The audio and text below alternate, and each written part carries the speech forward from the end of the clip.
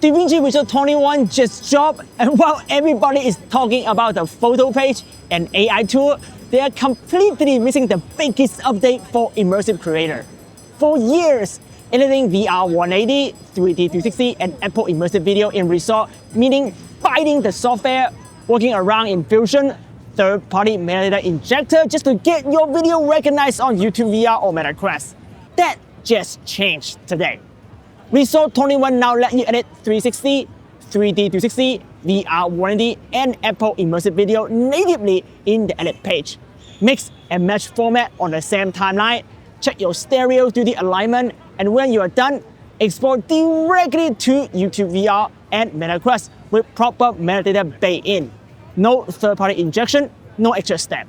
But here's the update I'm most excited about. Blackmagic added the MainConcept HEVC and MV-HEVC encoder.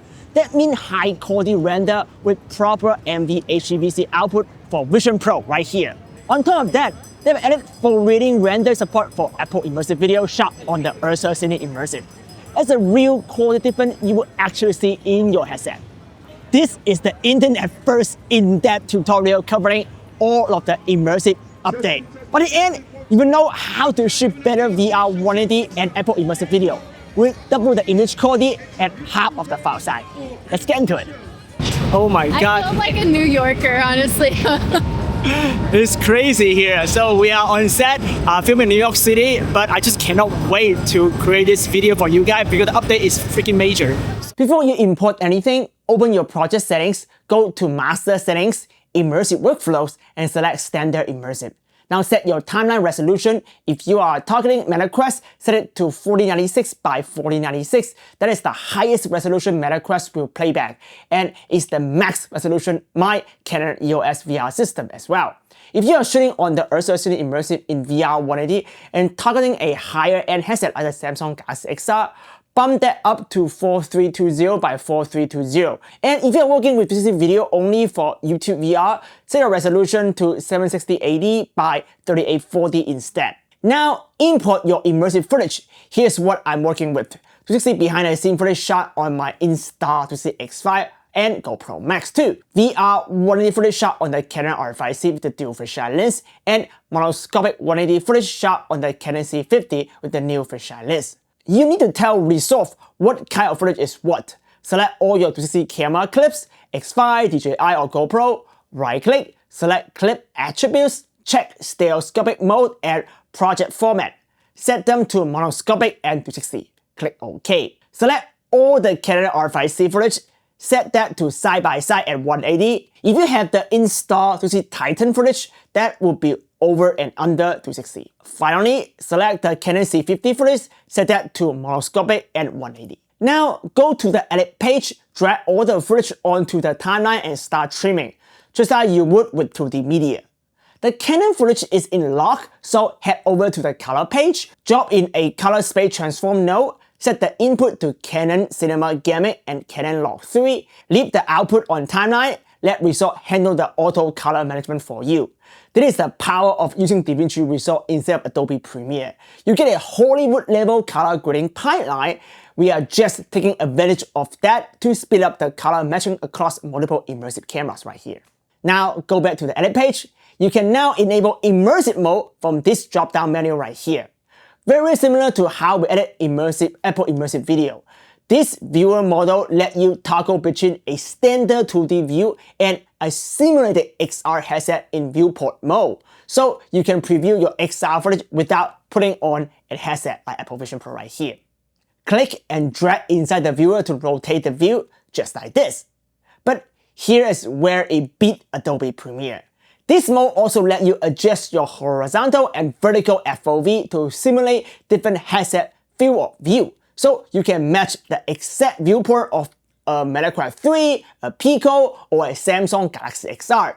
Your edit is now precise, not guesswork like it used to be in Adobe Premiere. Double-click any value to reset it to default. Open the inspector window and you will see two new settings: AI Smart Reframe and Immersive Transform.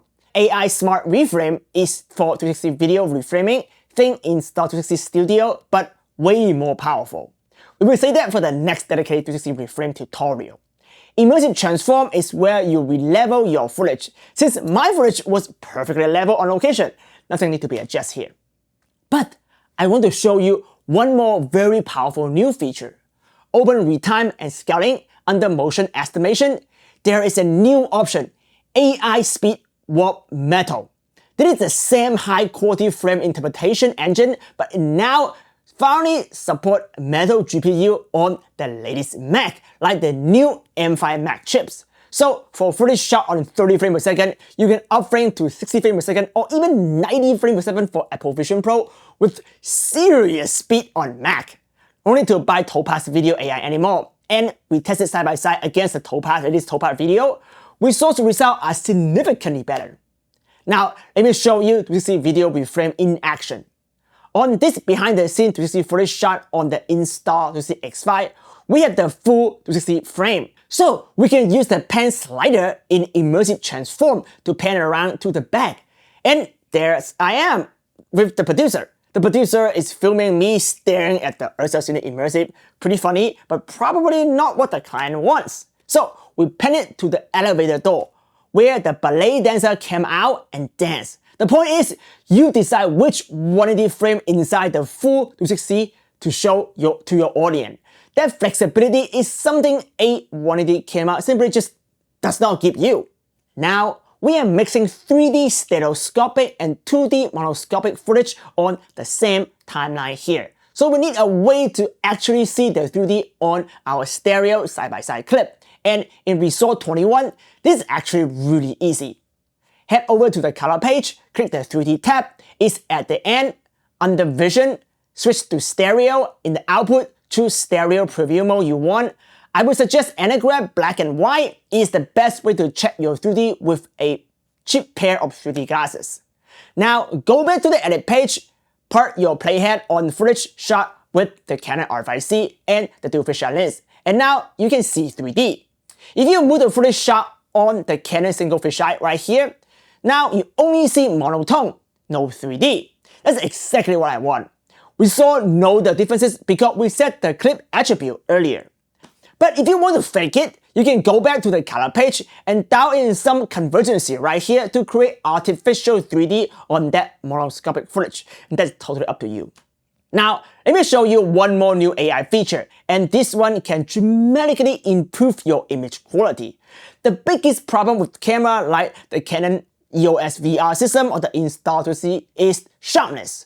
They never reach that sharpness of the URSA Cine Immersive right here because this camera right here super sampled from a 16K source. But here's where a little AI can help goes a long way. Go to the color page, add a new node, search for AI Ultra Sharpen and edit. Dial in your sharpening level. The processing is pretty slow. This is intensive AI processing, not a simple filter, but the quality is fantastic. We tested against Topaz Video AI and result is noticeable better. So that's another paid tool you don't need anymore. And your footage stay away from generative AI. After you're happy with your edit, it's time to render. In the deliver page, there's a brand new VR180 360 delivers preset. It is designed to work with the widest range of XR headset, Meta Quest, Samsung Galaxy XR, and Pico.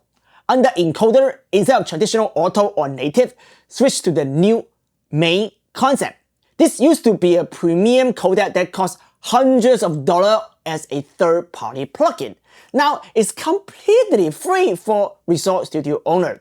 The encoding quality is better than the default H.265 you have been used to, and it's my secret weapon to get high quality immersive video on Spatial Film Vision OS app. So give it a try. If you set your project resolution correctly based on what I showed you earlier, there's not much to change here. Make sure stereoscopic 3D is set to both eye, side by side. Bitrate is 80,000 kps by default. That is the max playback bitrate on Meta Quest 3. You can push it higher if you're targeting Galaxy XR. I will link my Galaxy XR delivery tutorial right here.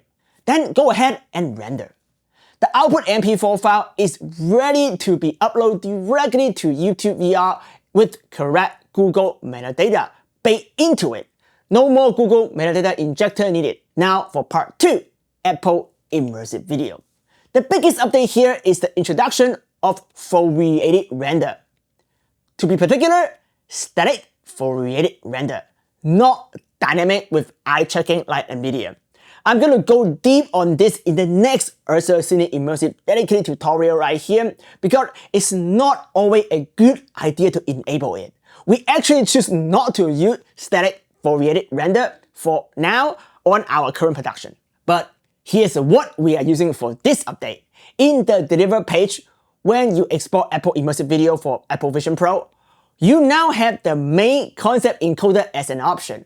MainConcept support very high quality MV-HEVC encoding, significantly better than the native Resolve encoder. This is the same coding technology that Apple use internally and same as some of our spatial field content. So if you are delivering to Apple Vision Pro right here, give it a try and you will see the quality differences.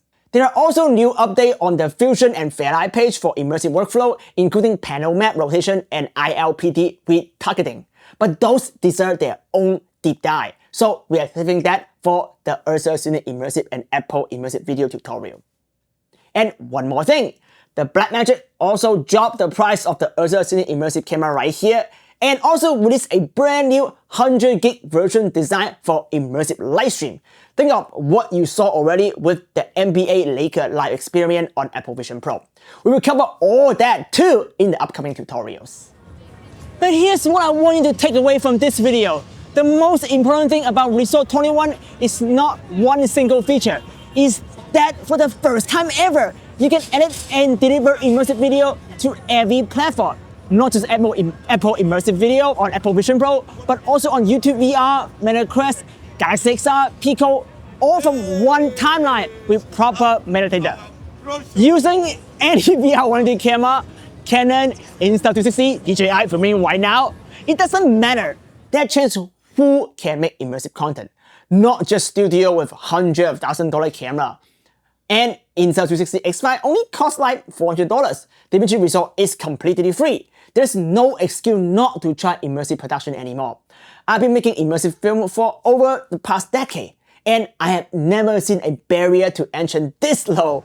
If you are curious about this world right here, now it's time to jump in. And if you want to learn how, subscribe because the next tutorial is going to be very juicy and the background behind me. Until next time, stay creative, my friend.